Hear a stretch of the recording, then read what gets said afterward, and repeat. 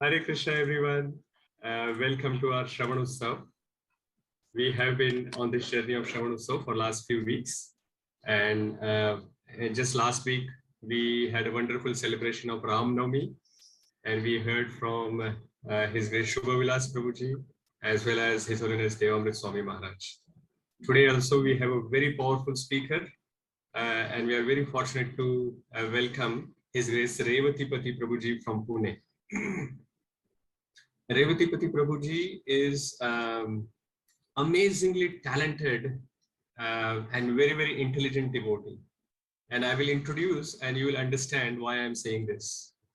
Prabhuji has been very brilliant in his studies throughout his academic career. Those who knows the name of IIT, they will understand what I'm speaking about. So Prabhuji has done his BTech in mechanical engineering from IIT Kharagpur in 2003. And he stood second in his department.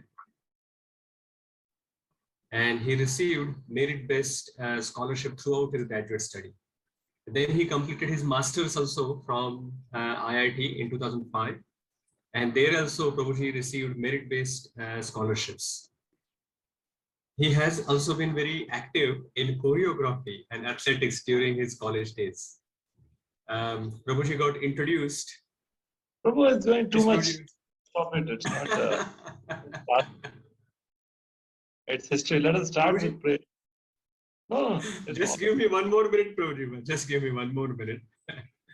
Prabhuji got introduced to Voice, which is the Vedic oasis for inspiration, culture, and education in 2002, while he was doing his BTech when he was in his third year. And since then, he has been very active in Krishna consciousness. He himself actually attended Voice. Then he was taking seminars and courses also in IIT. In 2004, Prabhuji also visited NIT Jamshedpur along with some other members to conduct voice courses. He worked at PTC, which is Parametric Technology Corporation in Pune, after his post-graduation. And subsequently, he did his Bhakti Shastri as well. And he has been doing various different roles at ISKCON temple in Pune. Currently, Prabhuji is serving as a member of Vice President's Board for ISKCON Pune. I met Prabhuji, as I had mentioned in his last introduction as well. I met during the Udupi Yatra, where Prabhuji was one of the brahmacharis who joined from Pune. And Prabhuji gave wonderful lectures on that Udupi Yatra. But also, I think what attracted me a lot to Revatipati Prabhuji was his simplicity, his humility, and his service attitude. Now also, whenever I go to Pune, a temple, I get an opportunity to meet Revatipati Prabhuji, and he's one of the main vice presidents, and he's doing a lot of service, but he will still find some time for us, and he will come and see us and talk to us. So we are very grateful that Prabhuji has found some time for all of us in this Sravan Utsav, and he's back here. He was here last Sravan Utsav as well. He's here again. So let us show our gratitude by loudly chanting the Hare Krishna Maha Mantra all together.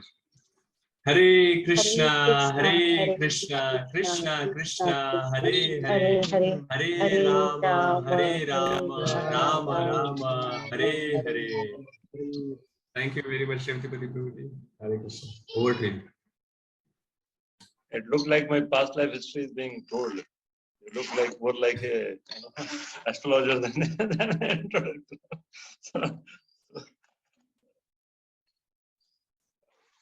Forgotten, it looks like last life, so many years have passed. I'm very, very happy, delighted to be with all of you for this Sravan Utsav. And while I speak, I'm hearing also, so I'm happy to be here and speak both. And this chapter and this whole theme is so interesting. It helps me to, study deeply and dwell deeply on Krishna's pastimes. And Krishna's pastimes are so wonderful that actually one gets even a little attraction for Krishna's pastime. And everything else of this world becomes so meaningless and so pale. And it is only by getting a taste for Krishna's pastimes, Krishna's beauty through the process of hearing that we can become indifferent to this ever-changing material world. world is every day there is something new happening. Sometimes, Corona, and then this Omicron, and accidents, volcanic eruptions, earthquakes, what do you call them, financial depressions. So there's no end to it. Material world, it will never end. But when we actually get hooked to hearing about Krishna, then we rise above it. So just like that in the ocean, the waves will remain forever. But if we rise even 1 inch above the ocean, we will not get troubled by that. So in Krishna consciousness, our goal is to rise above the material plane of consciousness and come to the true level of Krishna consciousness, where we are conscious of Krishna in every aspect of life. And then, although we are in material world, we are in the material world, but we are not of this world. We are 1 inch above. And then, material tribulations are there, birth, old age, disease, death are there, and troubles are there, political upheavals are there, financial issues are there, diseases are there, and wars are there. But in all these situations, we are just in a different plane. The plane changes. From the ocean, we are just above the ocean. And that happens through the process of hearing, through the process of Sravana. So I'm very happy that this festival is being organized, and very grateful that I've also been given an opportunity to serve all of you. Just to gather the mother for a couple of minutes and then start today's session. Jai Radha Madhava Kunja Bihari, Jai Radha Madhava Kunja Bihari, Jaya Gopi Jana Vallabha Girivaradhari, Gopi Jana Vallabha Girivaradhari, Yashodanandana Brajajanarandana, Yashodanandana Brajajanarandana, Yamuna Tira Vanachari, Yamuna Tira Vanachari, Jaya Radha Madhava Kunja Bihari, Jaya Radha Madhava Kunja Bihari, Jaya Radha Vrindavan Chandra, Radha Vrindavan Chandra, Radha Vrindavan Chandra, Jaya Radha Vrindavan Chandra, Radha Vrindavan Chandra, Radha Vrindavan Chandra, Jaya Jaya Prabhupada, Prabhupada, Prabhupada, Jaya Prabhupada, Jaya Jaya Prabhupada, Prabhupada, Prabhupada, Jaya Prabhupada. Shri Hari Rama Sankirtan, Granthara Srimad Bhagavatam. Vandeham Shri Guru Shri Yuta Padakamalam Shri Guru Vaishnava Shri Rupam Sagrajata Sahagana Raghunathanvitam Sadvaitam Savadutam Parijana Sahitam Krishna Chaitanya Shri Radha Krishna Pada Sahagana Lalita Shri Vishnu Namo Krishna Padaya Krishna Preshaya Bhutale Srimate Bhakti Vedanta Swami Namaste Saraswati Devi Gauravani Prachari Nirvishesha Shunyavadi Vashadeshatari Namo Mahavadanyaya Krishna Prema Pradayati Krishnaya Krishna Chaitanya He Krishna Karuna Sindhu Dinabandhu Jagatpati Gopesha Gopika Kanta Radha Kanchan Gaurangi Radhe Vrindavaneshwar Vrishabhanusute Devi Pancha Kalpatarvesha Vasindhu Bheva Vitaram Jai Shri Krishna Chaitanya Prabhu Nityananda Shri Advaita Gadadhara Srivasadi Gaurabhakta Hare Krishna Krishna Krishna Hare Hare Hare Rama Hare Rama Hukam Karoti Vacharam Hare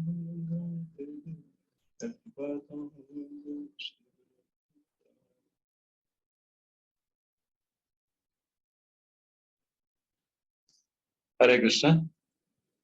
So again, I express my gratitude and happiness to be here with all of you. And we are continuing the series of discussion on the 10th canto. 10th canto is the Samam Bonam of Srimad Bhagavatam. And Padma Purana Srimad Bhagavatam is compared to the deity form of the Lord. And the different cantos, they represent different parts of that transcendental form of the Lord. So the first two cantos, they represent the lotus feet of the Lord. And then there are further cantos which represent the knees and the thighs of the Lord. And the other cantos represent the chest of the Lord, arms of the Lord. And then further this 10th canto, this actually represents the beautiful face of the Lord. And in 10th canto, the 5 chapters of Rasa Leela, they represent the beautiful smile on the face of the Lord. And then the 11th and 12th canto, their forehead and the head. So definitely, face is considered, although every part of the body is very delicate and very much loved, but still the greatest attention in the body is given to the face, right? Whenever we see people, then we identify them by face. And even in the world of beauty parlors and makeups, more than anything else, they spend money on beautifying the face more than any other part of the body. So definitely in the Srimad Bhagavatam is all transcendental, all wonderful. And yet the 10th canto has a special beauty because it describes the sweetness of the Lord. And in the 10th canto, there are 40 chapters which are describing Krishna's Leela and Vrindavan. And they are the sweetest among the sweet. And after that, Krishna moves to Mathura. We are in that section of Krishna just entering Mathura, the section we are discussing. And then after that, he stays in Mathura for a while. The 10 chapters are there in Mathura and around. And then from chapter number 50 till 90, the 40 chapters, they are in Dwarka. So this is the division of the 90 chapters. 1/3 of Srimad Bhagavatam is 10th canto. So it has 4 cantos. All other cantos are in 1 part or 2 parts, but it has 4 parts. So it's a huge section. And the 9 cantos, the study of the 9th canto of Srimad Bhagavatam is meant to make us realize the greatness of the Lord. How great the Supreme Lord is. How great is Narasimha Devi killed Hiranyakashipu. How great is Vaman Dev, who could measure the entire universe within 3 steps. So after doing all that, after going through the 9 cantos, then we realize that yes, the Supreme Lord is all in all, the greatest of all. And then the 10th canto reveals the special sweetness of the Lord, Madhurta. Till 9th canto, the Mahanta of the Lord, the greatness of the Lord is being revealed. 10th canto reveals the sweetness of the Lord. But, we know that the Lord about whom we are talking, about Krishna, is having the same greatness as the other incarnation. But as Krishna is revealing his sweetness, manifesting his sweetness. That is very, very attractive. Because, when a child is helpless, then it's fine. Then, it's okay, he's helpless. So he's actually naturally helpless. But when a, most powerful person plays the role of a helpless child, that becomes even more attractive. So Krishna is the Supreme Lord, but as Krishna in Vrindavan, he becomes dependent on his devotees. And that is the most attractive, charming thing to the heart. And he feels that way. Mother Yashoda feels that if she will not give milk, Krishna will not be healthy. Krishna's health will suffer. She feels like, and he feels like that. Krishna feels like that. Krishna, when Mother Yashoda takes a stick in her hand, Krishna really feels fearful. And that is why Queen Kunti could not understand how is it possible. Fear personified is fearful of Krishna. And that Krishna is afraid of a little stick in the hands of Mother Yashoda. He's not afraid of so many other weapons which the demons have, but he's afraid of a little wooden stick in the hands of Mother Yashoda. So this childhood pastime Krishna are so deeply absorbing. And there are devotees who meditate just on one pastime of Krishna. Among all the pastime, childhood pastime, also there one favorite pastime, they meditate on it day in and day out. And they just get more and more deeply absorbed. So this is the greatest mercy of Krishna on this material world, that he reveals his pastimes of Vrindavan. And that is the sweetest part of it. And we are so fortunate that Sri Chaitanya Mahaprabhu and later on throughout Parampara, we are hearing those pastimes in Parampara, relishing them, becoming absorbed in them. And more deeply we get absorbed in listening to Krishna's pastimes, more we become detached from all the affairs of the material. We do not become irresponsible, but we definitely become detached where, it's okay, the material world has always been like that. You should never feel there's something new happening in the material world. Nothing new happens. Birth, old age, disease, they continue from the day material world is created, and they continue till the day material world is annihilated. In all the days of Brahma, in all the different yugas within a day, and all the different, cycles which go on, same thing goes on. The living entity takes birth, it desires to experience great happiness, it is struggling for that in all different ways, and sometimes gets a little material happiness, most of the time it gets suffering. And then finally it dies and again takes another birth, species. Nothing new.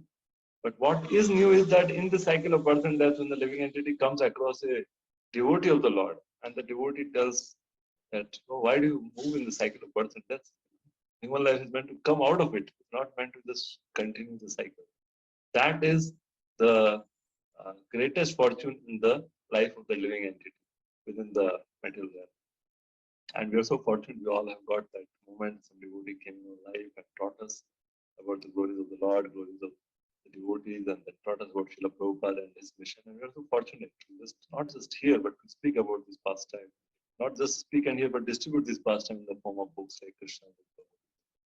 So we should deeply, appreciate and realize our good fortune. Because if we don't, then we might lose it. We might not even know it that we have lost it. So if we realize the value of our good fortune, then we'll be very, very careful in preserving it and increasing it. This is the greatest wealth for the holy name of Krishna, the holy form of Krishna, the holy pastimes of Krishna, and the holy association of the devotees, the greatest wealth we can ever have in life. The demigods like Indra, Chandra, Varuna, Vayu, Brahmaji, Shivaji, they all pray for this benediction to take birth in the holy land of India after Sri Chaitanya Mahaprabhu appeared and to become a part of the Sankirtan movement. They all are in queue. They are not getting that chance which we have got. So we can, in some ways, we are better off than all other 33 crore demigods. So if we relish at good fortune, then it's nothing like that. Then we'll preserve it and we'll be very grateful for that. And then whatever little tribulations and difficulties come, they come in everyone's life. Devotee, non-devotee doesn't matter. Then we get a lot of strength to go through it. And we go through it in a meaningful way. They become a stepping stone for us to go up in our Krishna mind. For other people also, trials and tribulation come in everyone's life. But for them, it becomes a source of depression and frustration. For devotees, it becomes a source of increasing their gratitude to the Lord and increasing the depth of their consciousness. So with this initial talk, let's get into this chapter. This chapter is chapter number 42. Let's open it in my system. How do we go? Do we go verse by verse, Amrish, or we narrate it? I forgot in last time. You can just go in the flow. You don't have to. If you want to take a particular verse, you can. But otherwise, you can just take the pastime and some lessons, right? Some important points. Yeah. So we are studying today the chapter number 42, the breaking of the sacrificial vow.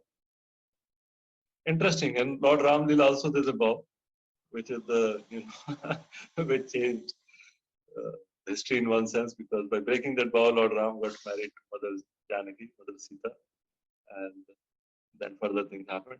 And similarly, Krishna Lila also, this is a vow. So this is an important part. So now the description which is going on is that Krishna is there in Vrindavan performing Vrindavan pastime after Vasudev. He exchanged Krishna with the daughter of Nanda Maharaj, brought her back.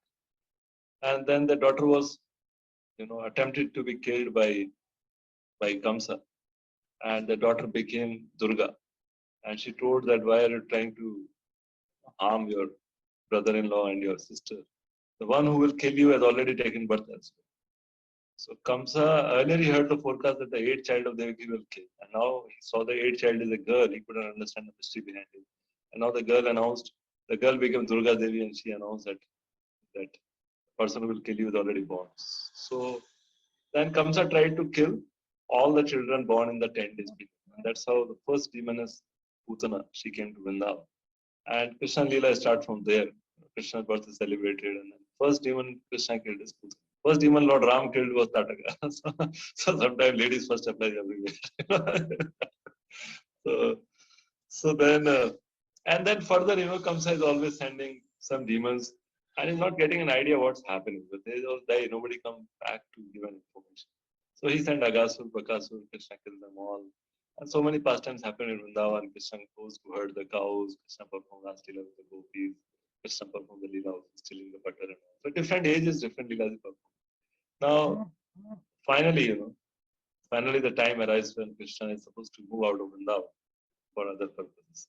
So actually, Narad Muni goes to Kamsa. In the previous chapter, you might have found. And he informs Kamsa that actually the person whom we are trying to find is, they are the sons of Nandamara. And they are actually the sons of Vasudeva, but Vasudeva did that. So Kamsa becomes greatly angry. He says, first let me kill Vasudeva. Narad Muni says, no, if you kill Vasudeva, then they will be knowing that and they will run away, then you'll not be able to catch them. Don't harm Vasudeva. After all, Vasudeva will not harm you. So Kamsa calls for Akrura.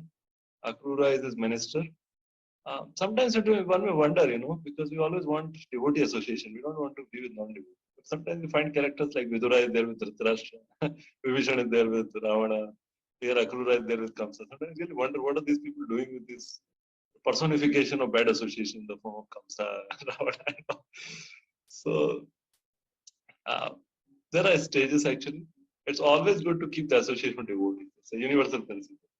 But then some devotees, for some special service, they might act in roles and in capacities, where they might not be in the direct devotee association. But they are associating with Krishna so intensely within their heart that they don't get contaminated by that association. So it may not apply to us. So, but then Akrura was there because he knew when the right time comes, he would be engaged. So Kamsa gives his brand new chariot to Akrura. And on the day of Ekadashi of this month, I'm forgetting it. This is the month before Diwali. It comes there. So Akrura takes the chariot on the Ekadashi day and goes. And there are beautiful prayers Akrura offers and reaches Vrindavan in the evening. He is received well by Nanda Maharaj, Yashoda, Krishna and Balaram. And they sit with him. And night Akrura is spent here. On Dwadashi, he brings back Krishna and Balaram to Mathura. So now that pastime of Krishna and Balaram leaving Vrindavan is a very heartbreaking one. For Gaudiya Vaishnavas, that's very heartbreaking, Krishna leaving Vrindavan. And how the gopis are lamenting, Mother Yashoda is lamenting. There's a very elaborate description of this particular pastime in Srimad Bhagavatam also, Srimad Bhagavatam part 2 by Srila Sanatana Goswami. Very, very elaborate description, more than what Bhagavatam says. What happens when Krishna leaves. And then Krishna arrives in the early evening. This is Dwadashi. And then the next day is Trayadashi, and that is, Shivratri day. So, Shivratri day is Lord Shiva's marriage day, as they call it. Many other things happen on that day, but Kamsa was also killed on the Shivratri day. So that's a tithi for Krishna's, Kamsa's disappearance or killing. Kamsa's deliverance, he will not disappear or delivered by Krishna. So, Dwadashi evening, Krishna comes, and then because these are the village boys, and as typical with any village boys, Krishna plays the role perfectly. So they are first time coming to the Mathura city, and they're so enamored by seeing the tall buildings and beautiful roads. The whole city has been decorated because the Shivratri Mahotsav was there. The bow sacrifice was supposed to be there next day. So Kamsa decorated the whole city. He made very elaborate arrangement, and he called for all the people from all different villages and all different provinces in his area, and they all kind of assembled there. So it was a great assembly. And then Krishna Balaram, along with his cowherd friends, because they had all come, then they thought, okay, let's go for a walking plaza like this. Go for a walk. So they went for a walk. And in the last chapter, we find that how they found a washerman. And it's the same washerman who earlier criticized Mother Sita and Lord Ram. So Krishna asked him, okay, give us some clothes. And if you give us some clothes, you really benefit. And he saw Krishna Balram are so beautiful. They're asking everything belonged to Krishna and Balram. But the washerman was so arrogant. Not only he did not say gently that see these clothes belong to Kamsa. He became very upset. He said, "Don't you know these clothes belong to Kamsa Maharaj and ask for them, you impudent boys, I will punish you." He became very arrogant. And then Krishna, with a movement of his hand, just chopped off the head. Because Angani is a Sakalendriya Vrittimanti. Krishna's all limbs can perform function interchangeably. And had rolled on the ground, all his servants, they ran away. And then Krishna, Balram and all the cowherd boys, they all decorated themselves with the clothes. Only problem was the clothes were oversized. So they wore the favorite clothes. Krishna wore yellow, Balram wore blue. All the cowherd boys chose color of their choice. Then they were going ahead and then they met a tailor. They met a tailor. And the tailor was so favorable. He said, I will fit up all the clothes for you without even your taking off the clothes. Takes a lot of expertise. How you do that? Because needles are there. When you do dressing, you're so careful that pin should not hit the needles. so this tailor was so expert that he fitted all the clothes for all the cowherd boys and Krishna and Balram beautifully to their size, and they looked so smart. And then Krishna delivered him. Krishna said that while you are in this world, you live happily, and then after you leave this world, you'll come back to life. And then they went further, and they met Sudama Mali. It's a different Sudama than the one who will come to Dwarka later. So this Sudama Mali will grow flowers, and every day he will make garland with the thought that someday Krishna will come and accept his garland. And he will make garland in the morning, afternoon, and evening because there are different color flowers which grow at different times of the day. So details actually, so scientific. Not like we make a garland, and all that. No, he's very conscious of it. And he will make those garlands, beautiful garlands. And that day Krishna actually arrived. So patience is a very important quality in the practical devotion. Shabari was patient. Shabari, her spiritual master told that you wait at Pampa Sarovar and Lord Ram will come someday. And this is happening Satyuga. And Lord Ram is coming Treta Yuga. So they are waiting for ages. And for us to have patience, Prabhupada said, you give this one lifetime to Krishna and see what Krishna does to you. So it's much lesser. It's much less of an installment. One lifetime. Out of which half you already exhausted, most of us. Already we did what we wanted to do. Now in half life, if we just align ourselves completely to Prabhupada's instructions and his service, then we cannot imagine the benediction Krishna Prabhupada is offering. So this Mali was very patient, and that day Krishna actually came, and then he made him sit, and he made him beautiful garlands of matching color, contrasting color to their dresses, and he dressed Krishna Balram, and all the cowherd boys he gave the garland, and Krishna, Krishna gave him benediction. So all this is there in the previous chapter. I'm sure you must have found. Now moving further, as they are moving further in this beautiful city of Mathura, Mathura is considered higher than Vaikuntha. Sri Rupa Goswami Nectar of Instruction says that Mathura is considered higher than Vaikuntha because in Vaikuntha, Lord appears as Lord Narayan. He is present as Lord Narayan. But in Mathura, he appears in his two-handed form as Vasudev, son of Vasudev. So Mathura is considered even higher. So Mathura is beautifully decorated. It's the capital city, and so many beautiful buildings are there. The gateways are there. The arches are there. Natural decorations are there. No plastic, no thermocol, no rubber. All these things which are not degradable. All natural decoration. The pots there, the nariyal on top, the plantain leaves are there, the kela tree, and then the this unbroken grains are there, rice and all. Rangoli is there, and mango leaves are there. So that's how they have decorated the city. It's a Vedic standard decoration. No dirty thing like this. All remnants of petroleum, rubber, plastic, all sensible things. So all city decorated, Krishna moves ahead. And there Krishna and Balaram, they saw a hunchbacked woman. Her name was Trivakra or Kubja. So she's hunchbacked at three places. Like Krishna is Trivanga. Krishna also bent at three places. His neck is bent, his waist, he has a bent, and his feet. So Trivakra is also bent at the neck, at the back, and at the back. But she's not looking beautiful, she's looking very ugly. Her face is beautiful, like Krishna calls, but she's ugly because it's Trivakra. And everyone knows. Nobody gets attracted. So Krishna goes to her, and as young boys, they like to joke. So Krishna jokes with her. He says, "Oh, beautiful lady, where are you going? And what are you carrying? For whom are you carrying?" And the hunchback lady, her good fortune was that she got attracted to Krishna's beauty. So, for Lord Chaitanya Mahaprabhu also, Srila Jiva Goswami says, Sango Pangastra Parshadam, that Lord Chaitanya has come with his weapons. And what is his weapon? He says he has two weapons. One weapon is his own beauty. Chaitanya Mahaprabhu is so beautiful that anyone who looks at him get totally enamored. I am not sure how many of you have got it. Our TOAP, they in their brochure, they put a picture which they say that this portrait of Sri Mahaprabhu is drawn by an artist being ordered by Maharaj Prataprutra when he was staying at Gambhira. So this portrait is some kind of only original version of Sri Chaitanya Mahaprabhu, which TOAP devotees might have, many of you might have, because TOAP everyone is contributing. But this is the picture the artist draw for Sri Chaitanya Mahaprabhu. So Chaitanya Mahaprabhu's beauty is astra. Like astra, when we throw a astra weapon, another person is harmed. Similarly, the other person is conquered by the beauty of Sri Chaitanya.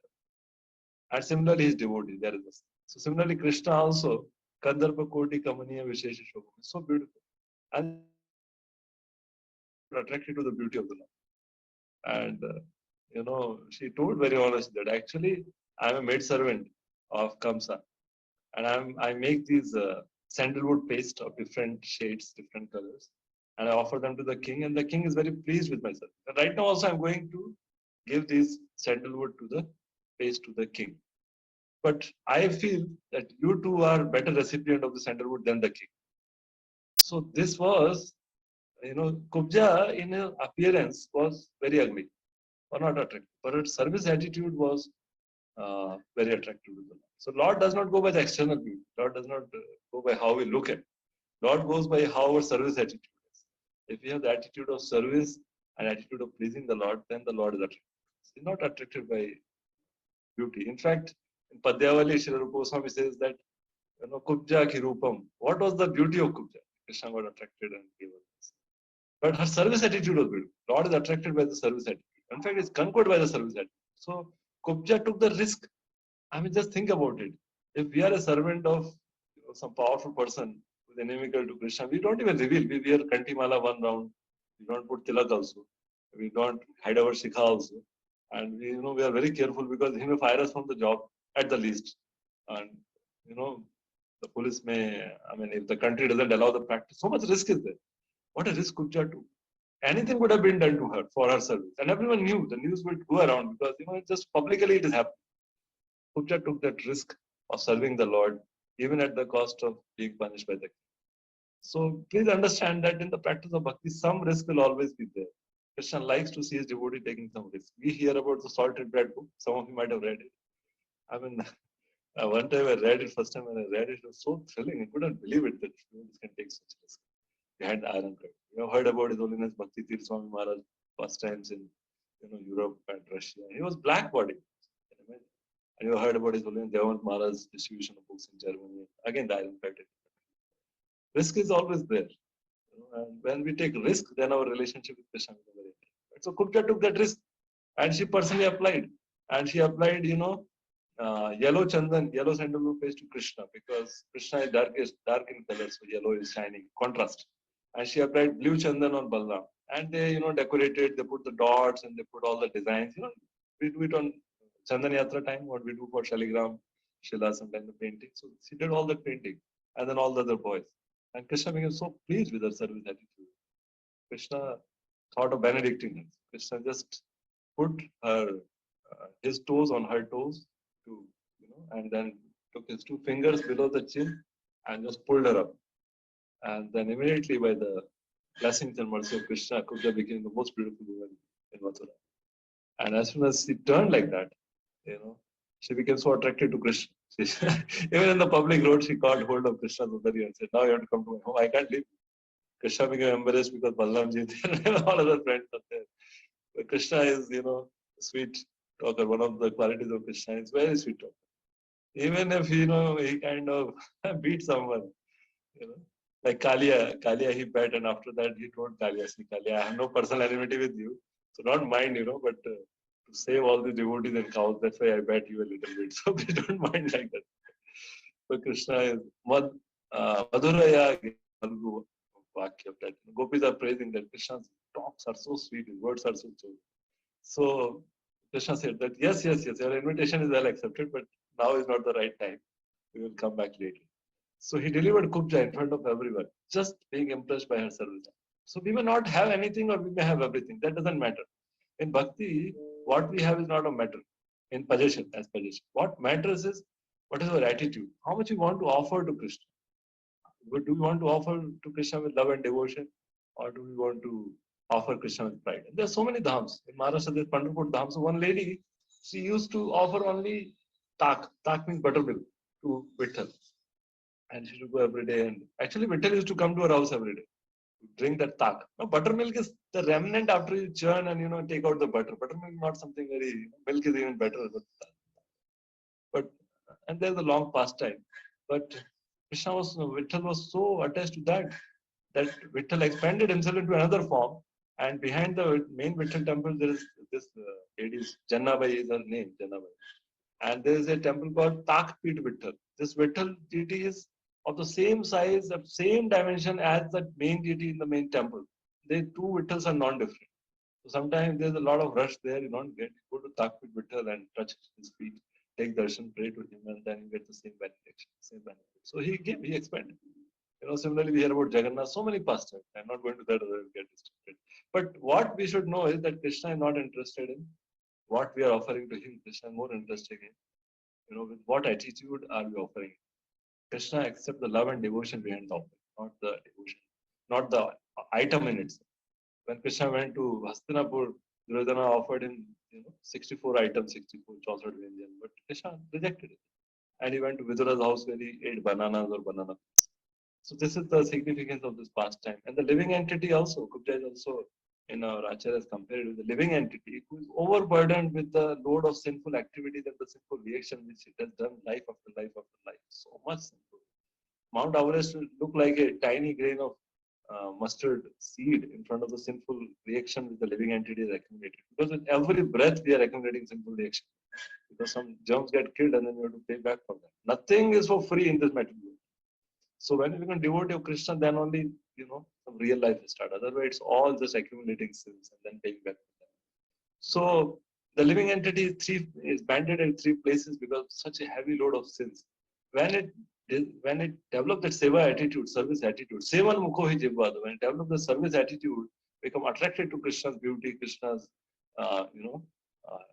Krishna's words, then Krishna blesses the living entity and that living entity really becomes. And Prabhupada says that our devotees may not be knowledgeable and may not be beautiful, but if they develop the right service attitude, by Krishna's blessing, they will become both knowledgeable and beautiful. The right in the Krishna Book. So in this way, Lord Krishna delivered Kubja to show and prove that how if one has even a little service attitude, then that person is favored by Krishna so much. And then Krishna moved further, asking what's happening in the city, what's the program for tomorrow, what's this festival for? And they said, well, there's a sacrificial bow. So heavy, this bow was given by Lord Shiva to Kamsa personally. There's a story behind it. Once there was a fight between Lord Shiva and Lord Vishnu when the demigods made these two bows. So one bow was with Shiva and one bow was with Lord Vishnu. And the fight happened and later on demigod realized this is too big of a, that is not worthy. So they stopped the fight because the whole cosmic manifestation was coming to an end. Lord Shiva and Lord Vishnu were fighting. So they ended that. And that Vishnu chap over a period of generations came to Maharaj Janak. And that was the bow which was broken by Lord Ram. And the Shiva chap, the Dhanush of Lord Shiva, that came to Kamsa. There's a whole history behind that. But it came to Lord Shiva. So these two bows are like, similar in nature what we hear about that bow in Ramayana. It's of similar nature. So this Shiva Dhanush was there. And when Lord Shiva benedicted him, again, Kamsa asked for benediction that please make me immortal. Lord Shiva said, that's not possible. Nobody is immortal. So then he asked for all other benedictions. Kamsa was a very powerful demon. But Lord Shiva told him a warning that whoever will break this bow, that person will be the cause of your death. So that is why Kamsa had put so many security guards around that bow so that nobody would go near, nobody will break it. And every year on Shivratri day, he will worship it throughout the year, but Shivratri day he will, take that bow and he will put an arrow on that bow. And then all the drums and everything will be blown and he will just kind of move around And from the center of that and all around the arena, there people are sitting, right? So people are sitting there, and Kamsa is having that arrow on the bow, and he will shoot in any direction. And whoever the person get killed, that is the bali for Lord Shiva on that day. So everyone was afraid to come to that arena because, but the not coming was not an option, because if you don't come, then you will be killed anyway by the Kamsa soldiers. So this was such a cruel thing. Every year after year, he will do that, and people will be so afraid of this day. So now, and this Dhanush was well protected by all that military phalanx was there. So Krishna Ballam asked, what is this happening? Where is this bow there? And they indicated that it is there on the bank of Yamuna near Vishram Ghat. So Krishna Ballam walked there, and they saw that, the sacrifice preparations are going on for the next day, and the Brahmanas are there, and some military soldiers are there. They just, did not pay attention. All the Krishna Ballam and all are there, and they just went. And they're small kids, sometimes people feel really puzzled what to do with kids, to stop them or to allow them. In our Prashadam line also sometimes they have no coupons. You wonder whether to allow or not to allow. They are all over the place, So they just allowed, and they just played around. And Krishna Ballam went there and picked up the Dhanush, which was to be picked up by hundreds of grown-up men. He picked up Govardhan. So what is this bow? So he picked it up, and he pulled that, that string, and the Dhanush broke. And when the Dhanush broke, the entire sky and the earth, the heavenly planet, all were filled with that, the sound of the breaking of the bow. And Kamsa could hear it, and Kamsa could understand, now the bow is broken, and tomorrow my death is assured. So he became really afraid. And then all the soldiers, they understood, now the bow is broken, then our life is in danger. And they all were so surprised. Now they say, now we can't dispatch it. They all attacked. And the coward boys were all watching what's happening. Krishna Ballam only went ahead. Krishna Ballam, they took the two halves of the bow, and with those two bows, and they drove away all the soldiers who were guarding. And Kamsa came to know, and he sent an entire military army for, capturing these two boys. And when the military army came, Krishna Ballam with the same ease. And the boys were saying, Krishna Ballam, if you need us, you tell us, we will come inside and save you. No, we will deal with it. It's easy, not so tough.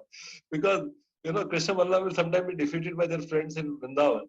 So Vrindavan friends always feel that Krishna Ballam are like, at least Krishna is the weaker part. Balram is strong, but Krishna is weaker part.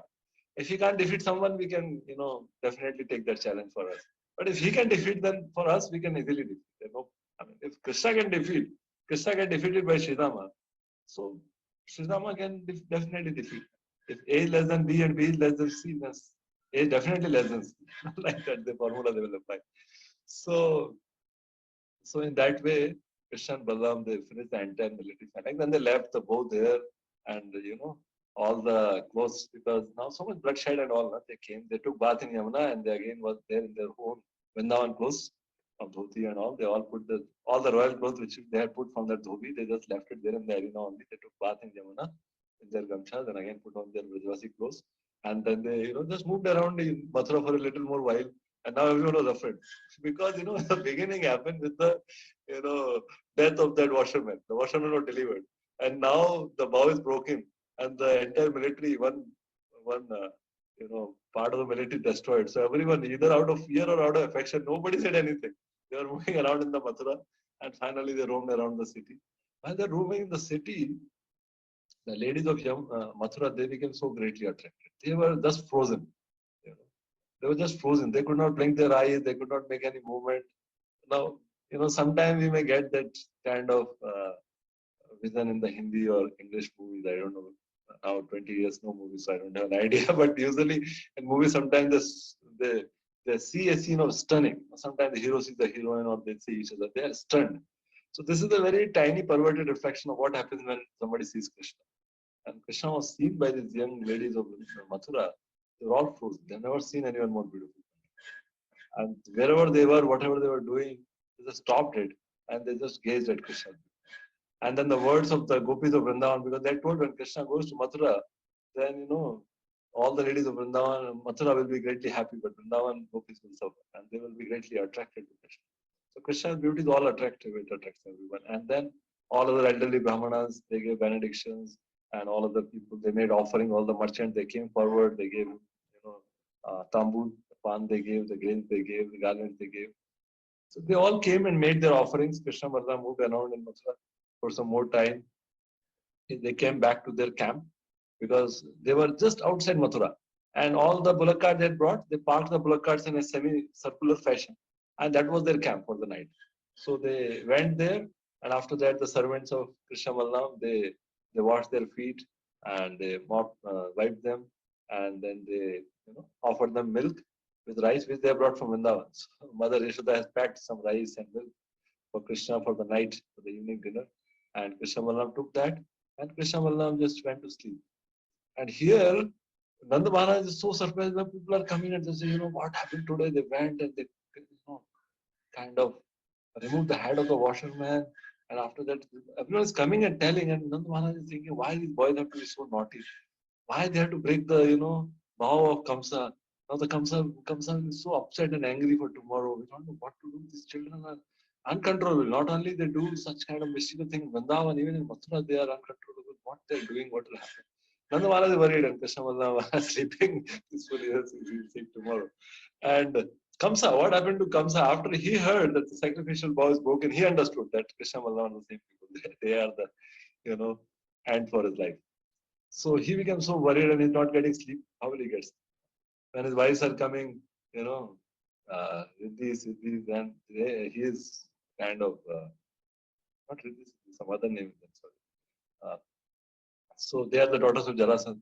And they are coming, Kamsa is like saying, oh, Krishna Balram have come. Saying his wife is Krishna Balram. What a highest level of Krishna consciousness. but Krishna consciousness was not favorable. And then he's seeing in the mirror, but he's not seeing his head. Now, how do you see without seeing your head? And he's seeing holes in his shadow. He's seeing that as if he's sitting on a donkey with a garland of red flowers around his neck. And he's seeing that he's carried away by the ghost. So like that, all the ill omens he's seeing. And he's so scared and he's not able to sleep at all. And then in this way, passing in this way, the morning arrives and then he gets up and goes to the arena where this wrestling match will happen. And he sits on his imperial dice. And then other kings who have come, they sit in their position, and all the citizens of Mathura, they come. And then Nanda Maharaj, along with the cowherd people, they come and they are given a chance to go to Kamsa and they present their milk, butter, and other product to the king. And the Kamsa being happy, no problem. Don't think that your sons have broken the vow, so I'm upset with them. No, it's all right, they're children. And I have arranged this match just to, have some joy for all the Mathura people. Because we have heard they're very powerful people in Vrindavan. So we're just having a wrestling match. Don't feel that Charnoor must take their big wrestlers and children as small. Don't have that kind of fear. Of course, that will come in the next chapter when the Kovalya Pidi will be killed and further thing. But Kamsa made a whole plan. He made a three-tier plan. He made first Kovalya Pidi will kill him. If Kovalya Pidi is not able to kill, then Charnoor and Mustek will kill. If not, then there are other wrestlers who will kill. If not, then I myself will do so. So he had a three-tier plan, but he doesn't know that when Krishna is involved, all the multi-tiered plan failed. So in this way, Kamsa arranged for everyone sitting. And Nanda Maharaj is worried. Time has happened and they are supposed to be in the arena and they have not yet come. As if to insult Kamsa. And don't go in time, it's an insult to the organizer. Because you called him, it doesn't bother, it doesn't care. No, do whatever you can do. Sometimes, kids, when they become very arrogant, they say, teacher, we will come late. So they threaten the teacher also. So Nanda Maharaj is worried. But Krishna, they are relaxed and they get ready, and then they are trying to enter the arena, and then now Kovalya Pidi will come in the next chapter. But this chapter ends with the description that how arena is beautifully decorated, and Kamsa sits on his throne, and all the other people sit, and Nanda Maharaj and all the cowherd men, they are given a place to sit, because it's like a wrestling match. Now also you see the boxing match, all around people are sitting, so it's a wrestling arena. They all sit, and now they are all waiting for Krishna to appear in the arena. Chanura and Mustika are already there, waiting for the deliverance in the hands of Krishna and Bhagavan. So it's a very exciting part, because all the humor and all the romance and all the horror and all the excitement which we see in Hollywood or Bollywood, that actually originate from Krishna Lila. Krishna Lila is the origin of everything, including all the 12 rasas. So we hear in Vrindavan the 5 rasas, but in Mathura we see all these other rasas also. So they are all described in the next chapter. One verse will come when 10 kind of rasas will be described, which are experienced in relationship with Krishna. All the 12 rasas, not 10. All 12 rasas will be described by Sukadeva Goswami.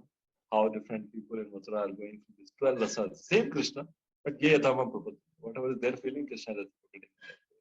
So it's very beautiful to meditate on these pastimes and remember Krishna and talk about them rather than talking about how whatever, I don't know, the modern Bollywood heroes and all, whoever are there.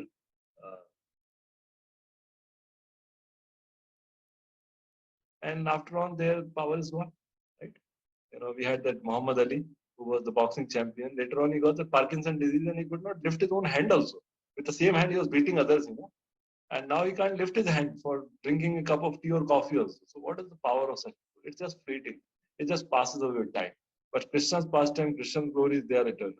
They never pass away. They never fade. Krishna never loses. Krishna's pastime never fades. And as we recite them, they are coming alive actually. Because these pastimes are happening in some, Krishna is breaking the bow in some, some universe. And Krishna is delivering Kubja in some universe. And Krishna is killing Kovaliyapid in some universe. And so in some universe, every pastime is happening. That's why they're called eternal pastime. Because there are infinite number of universes. In each universe, Krishna comes once in a day of Brahma and does all his pastime. So like that, like the sun moves from one part of the world to another, similarly Krishna's pastimes also are happening. Different pastime, different universes. So that's why these pastimes are forever there. They're life pastime, they're eternal pastime. And we can access to them on the screen of our consciousness. Just like we have this smartphones now and we can YouTube video we can play and we can see that. Similarly, when we are tuned into Krishna, then on our consciousness, Krishna manifests those pastimes. We can access them right here, right now, sitting here, just by through the power of sound vibration. Provided we hear with great attention, our heart is pure, and they are just broadcasted. Even now, now there's Wi-Fi and all. We don't need a wire for broadcasting. Everything is broadcasted, and the screen is there on the smartphone. You see that. So this is more subtle. On the screen of consciousness, pastimes are revealed and they manifest. And in all details, we can see that. So there are many, many details which our acharyas have given. Some of them I mentioned here, apart from what Prabhupada gave in Krishna. So we will like to stop here for a few minutes of reflections or comments or some questions. If it is there, 5 minutes at 1 o'clock. Hare Krishna Prabhuji, thank you very much for very wonderfully explaining this pastime of breaking the bow, as well as the pastime of Kubja as well earlier. So thank you very much, Prabhuji, and interesting points that you raised about how patience is one of the most important virtues, as well as you mentioned about how Krishna is looking at the consciousness by which we are offering instead of what we are offering. So thank you very much, Prabhuji, and we will go for some questions. You have some time, right, Prabhuji? We can take few questions. I have a few minutes. Any reflections or comments? Most welcome. Compared to Shubhila Maharaj, I'm nowhere. I feel so awkward because they are getting to hear from such wonderful devotees, and I desire to hear from them. But yeah, that's why when I introduced, I said that Prabhuji is very humble. I'm telling you the real thing. Humble thing is different. Really. Yes, okay, so there is one question. Yeah, there is a question coming from Palmerston North. Go ahead. Yes, please. Hare Krishna Prabhuji. Thank you very much for a very nice class, Prabhuji. Yeah. Prabhuji, I am trying to understand the Lord cutting the head of a washerman just because he is a little bit arrogant. So at least in this age of when we compare it to this life, at least I have so much of arrogance, proud, right? So just by showing that little bit of proudness, and Lord, who is very compassionate, who is loving to everyone, just cuts the head. So how to understand that? First, we can understand that Lord Chaitanya is more merciful. He never cut the head of anyone. Jagai Madai. Jagai Madai, they heard Lord Nityananda Prabhu, but Lord Nityananda Prabhu delivered them. Mahaprabhu delivered them. So one thing you can be sure of, that Chaitanya Mahaprabhu and Nityananda Prabhu are more merciful than Krishna Bhakta, although they are the same person. We have to understand these pastimes at a divine platform. Because of bodily consciousness, preserving body becomes a very important part of our understanding. Our whole thought and our whole effort is on preserving the body. But ultimately, body goes off one day or other, right? So when Krishna, even when he kills someone, that killing is his deliverance. Krishna's killing It's like mother slapping the child for his impudence, and sometimes the mother is rewarding the child for doing something good. Or sometimes mother is multiple child. So one child she's rewarding because he has done something good, and another child she's beating up because he done some mistake. So Krishna loves every living entity forever because they are Krishna's part and parcel. They are all Krishna's part and parcel. Mama eva vanshu jiva loke jiva bhuta sanatana. So Krishna loves, but then some children become mischievous. So then apparently out of love, Krishna punishes them. And the washerman is one among them because he has such an arrogant attitude that it could not be rectified by any other means other than, giving him another chance and purifying him in this way. So yes, the washerman, although his body is being killed by the Lord, but the soul gets elevated. The soul gets freed from all the sinful actions and reactions that washerman has done in this life and in the previous life. And now he becomes freed from all of that, right? So that, that doesn't matter because he's got such a benediction. And then again, he gets another place, another birth and continue, but being freed from all these sinful reaction what he's got because of getting a touch of the Lord. The touch of the Lord is so powerful that even though apparently it may look like that the body is finished, body is killed, but that touch purifies in such a way that all that what's supposed to be suffered by him through that body, that is all washed off. So that is the benediction. Even the killing is like the operation by a surgeon. Sometimes there's a boil, or sometimes there's a limb of the body which has to be amputated. Because if it's not amputated, then the entire body will be harmed. The cancer cells or whatever other cells are there, they may spread throughout the body. So because of that, that part has to be amputated. Sometimes the boil has to be cut, corn has to be removed. Some part is amputated. So that part is amputated so that all that pus and poison and all what has come into that particular section of the body, can be removed. And we say thank you to the doctor. Doctor, thank you. Yes, cut off our limb. Sometimes we cut the finger. Sometimes we cut a leg. Depends on that. Sometimes the soldiers they get a bullet shot in their leg and their leg has to be amputated sometimes. And we say thank you to the doctor. We don't say, doctor, why did you cut my leg? Because we know if the leg would not have been cut, then the poison would have spread throughout the body. So similarly, when we talk of this body is a perishable thing. It's like a dress. So if somebody changes our dress, it's not something big. It's not really something very big. But right now we may think it's big because for us life and death is a very very serious thing in one sense. So yes, Krishna did deliver him, but Krishna delivered him. Krishna purified him. So in that sense, this was a great fortune of the washerman that he got to killed by Krishna. Because demons have to do so much tapasya and take benediction that I will be killed by Narasimhadev or somebody, and then they get killed. But here this washerman did not do anything, but he got killed by them. And there are other things also in back reference to the Lord. This pastime, the washerman was averse to the Lord, to the service of the Lord. So Lord rectified him by killing him. Then all the sinful reactions went away, and then he got placed in a situation where now he can develop his bhakti towards the Lord. Otherwise, it would not have been possible. There's no other way for rectifying it and his arrogance. So that's why Krishna said, okay, surgery only is required. So let's go for surgery. After surgery, he will recover. So we should see it more in the mood of a surgery by the Lord rather than killing like because surgeon has a knife, but he uses it for the purpose of benefiting the patient. Other thief may have knife, but he uses it for harm. So Krishna did kill the washerman, but the killing was more of a surgery kind of event rather than a killing or a murder kind of event. So that's how we should see. Okay. Thank you, Prabhuji. Is there another question? Yes, sir. Just extension to the same question, Prabhuji, if you permit. Okay, go ahead, Prabhuji. Yeah, Prabhuji. So how to so can we understand Ramaharshana case also similar way, Prabhuji? Yeah. Ramaharshana, although he knew all the scripture, he was a disciple of Vyasadeva. When he saw Lord Balaram, he did not stand up. So Balaram understood that he's setting a wrong example. And now he's teaching to so many sages. Sages are standing up. He's taking a role of the leader of the sages, but he's setting a wrong example. Showing a wrong example. Although he learned, so Balaramji says very special word there. He says that your learning is like the learning of a actor on the stage.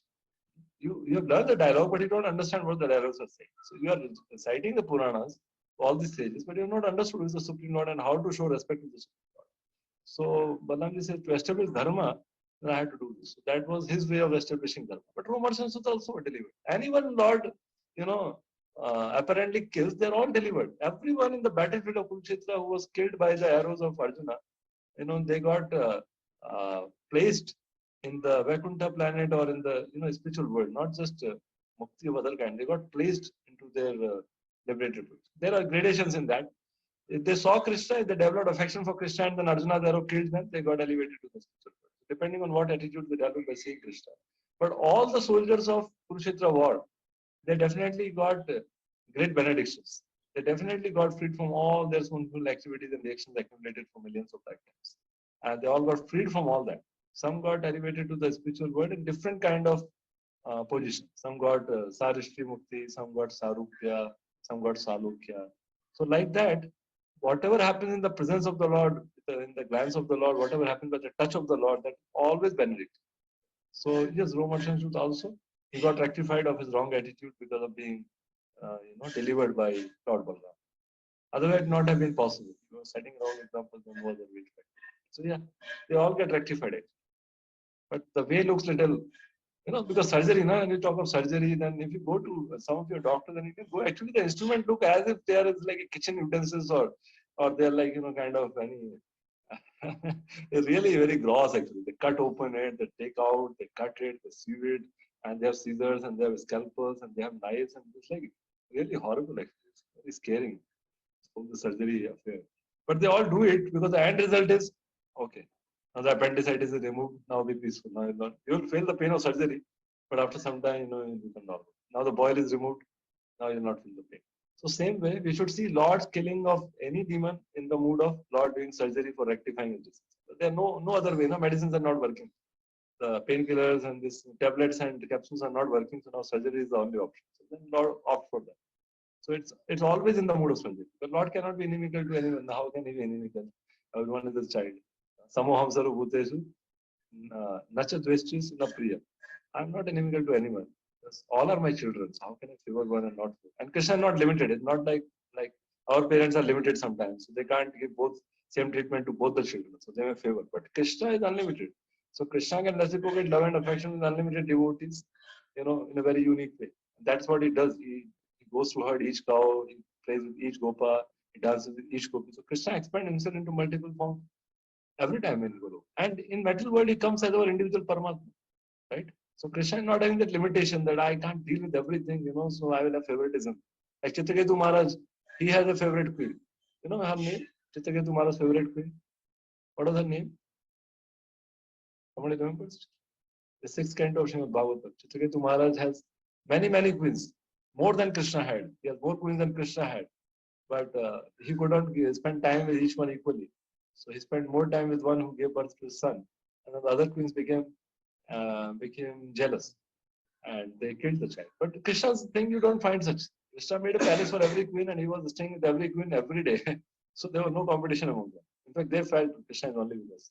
So Krishna stayed with queens, with the gopis, with the gopas, with the cows. And Krishna stayed with all of us as Paramatma. So that's why there's no reason for him to, have any kind of harmful attitude toward us. He can't have. So when we see such kind of thing, which don't make really full understanding in the typical way we think, we don't understand it's a surgery, it's an operational, it's a surgery, it's an operation for the benefit of the patient. That's how we should see both Romarshan Sutta and Vasha.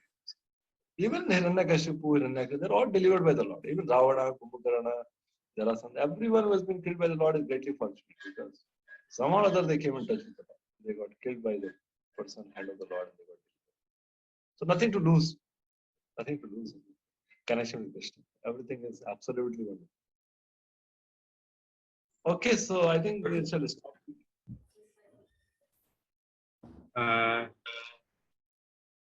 There are probably other questions, but looks like probably you are run out of time. Oh, any question? I'm not seeing. What's question? Yeah. So I think because in a group of devotees, probably okay. they have further questions. And probably the queen's name was Kritadyuti? Yeah, she was Kritadyuti. Yeah. I was taking a quiz. Yatinam Shiromani Prabhu, please go ahead. Chitraketu Maharaj is real Karodpati. He has 1 crore wives. 10 million wise Bhagavatam says, the real Karodpati, only Karodpati perhaps. Yes, yes, bro. Hare Krishna, Prabhuji. Thank you so much for the nice class and the nice explanation. Prabhuji, my question is a very practical question. I just would like you to explain to us. As you said that, some devotees just meditate on just one pastime of Lord Krishna. So my question is, Prabhuji, how, if I have to meditate, how do I meditate? If I can just take one pastime. So do you mean to say that, I can meditate while I'm chanting, or, what do you mean by that? How do I do that? Actually, there are some devotees in Vrindavan, Govardhan, who live and who will meditate only on Krishna's Balya Leela, sometime only on Krishna's chili butter. Balya Leela also. Some will meditate on Krishna herding the cows, Gocharan Leela, and some will meditate on that. So this is a kind of, a different level of practice of bhakti, which some people do. And our society, Srila Prabhupada emphasized that we hear regularly Srimad Bhagavatam classes, and whatever the content and the context, we hear that. And we read Krishna Book daily. Prabhupada said, glass of hot milk and Krishna Book daily, that will nourish us so much, spiritually and physically. So we read that pastime. And while chanting, we should only hear the holy name. Even if the pastime come on their own, then it's a different thing. But we should not try to meditate on pastime while chanting. While chanting, we hear the holy name. Hare Krishna, Hare Krishna, Krishna Krishna, Hare Hare, Hare Ram, Hare Ram. Now, as we make advancement, in a very personal way, other things may happen. Some pastime may be deeply impressed in our heart, and their remembrance may come in a very natural way. But for that, one doesn't have to do any artificial practice. By chanting, we hear, and in general, we read Krishna Book. We can read 10th canto of, Srimad Bhagavatam, as Prabhupada has given purport to the verses. They are more detailed, and Krishna Thakur has given commentary. We can read that to get a deeper understanding of it. But we cannot prematurely barge in or enter into the pastime arena, because the pastimes are revealed. They are not like, we can't enter forcefully. They are revealed. Krishna reveals them in our heart when we have come to a certain level of advancement. So that will be guided to us individually by our spiritual master. When we, like when Mahaprabhu was getting revelation, he went to the spiritual master. He told, Kiva mantra dila vosai, kiva tarapal, japite mano hoilu pagal, that I am getting mad by chanting. And his spiritual master certified, yes, that is the effect of chanting. So in case, we are blessed by Krishna to remember his pastime, something manifested in our heart, revealed, then we should discuss with our mentor, with our spiritual master, this how I'm feeling, and then they will guide us. Because guidance in a public forum is only a very generic and general guidance. But if devotees make advancement in a specific way, then the spiritual masters are definitely there to guide them on the specific path. But still, whether, specifically advanced or not, the general program which Prabhupada gave applies to everyone. Mangalarti applies to everyone, deity worship applies to everyone, Updeshivishna applies to everyone. So no ISKCON devotee, no matter how advanced he is, will ever give up these activities. But in Vrindavan and all, sometimes there are people who are not a part of an institution. They are individuals, and they have their individual meditations under their individual gurus. So they may do that. So I just refer to that. But we as ISKCON devotees not to do that. We can hear just different pastimes. And if something happens specifically, we should always consult, because our mind may cheat us. If we get some specific attraction, specific revelation, we can always confirm. We should not hide. No, they will laugh at me. No, they will not laugh. Krishna will tell them that they're getting the right understanding. Yes, spiritual master there to consult us. So this is the thing. What I referred was, I was in Govardhan recently. I was doing parikrama. One day when they took me to certain other local people. So then they have, like Balgopal picture of Krishna. They meditate. How Krishna is chilling. That only they meditate. They don't meditate on Krishna hiding the thoughts. So that is for them. But for ISKCON devotee, attend morning program, read Krishna Book, read Bhagavatam, distribute books, and do preaching as per your capacity. Reach out to others. For ISKCON devotee, for a Prabhupada follower, reaching out is a very important part of his practice. His Holiness Shivaram Maharaj says that Srila Prabhupada made preaching as a part of sadhana for ISKCON devotees. Sadhana is not only chanting 16 rounds and following for everything. Sadhana means preach also as per our capacity. So I suggest that to get more details in this context, we can read His Holiness Shivaram Maharaj's book, Shuddha Bhakti Chintamani. It's a fantastic, it's a fabulous book which gives such clarity on the process of devotional service. I have not found it anywhere else. It's a compilation from many different resources of Srila Prabhupada as well as different previous acharyas like Srila Bhaktivinoda Thakur, Srila Vishwanath Thakur. And it's crystal clear, and it's all in ISKCON context. Nothing goes here and there. All in ISKCON context. What is Raganuga Bhakti in ISKCON context? How do one practice it? How does ISKCON devotee do it? And nobody can get distracted by reading that. Maharaj does such a thorough job that he does not leave any scope or any chance for anyone to get distracted, deviated, or disturbed. So there he talks about this 4 kinds of hearing: general hearing, occasional hearing, specific hearing, and personal hearing. Like that 4 kinds of hearing he tells. And there there are certain aspects who should do what kind of hearing. For most of us, general hearing applies, that we read and hear Srimad Bhagavatam as and when the pastimes come, and we read Krishna Book. And then as we advance, some specific revelations may happen. That time, with the consultation of the spiritual master, we can take on it further, deeper understanding. But always our regular practice of morning sadhana and preaching will always go on forever. It will never stop, no matter what will become. This will go on forever. Because this is a part of the spiritual world's life. This kind of life is there in the spiritual world. It never stops. Okay, Prabhuji.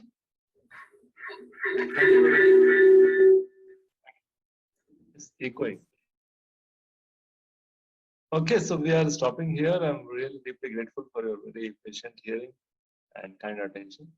And Krishna willing, we'll meet again for some other chapter of Srimad Bhagavatam, discussing more. But very delighted to be here. Srimad Bhagavatam ki jai, Srila Prabhupada. Yes. Hare Krishna, Krishna, Krishna, Krishna, Hare Hare, Hare Ram, Ram, Hare. Hare Krishna. Thank you very much, Revatipati Prabhuji, for joining, and we are hoping that we'll be able to hear from you again very soon, Prabhuji. Thank you very much. Hare Krishna. Hare Krishna.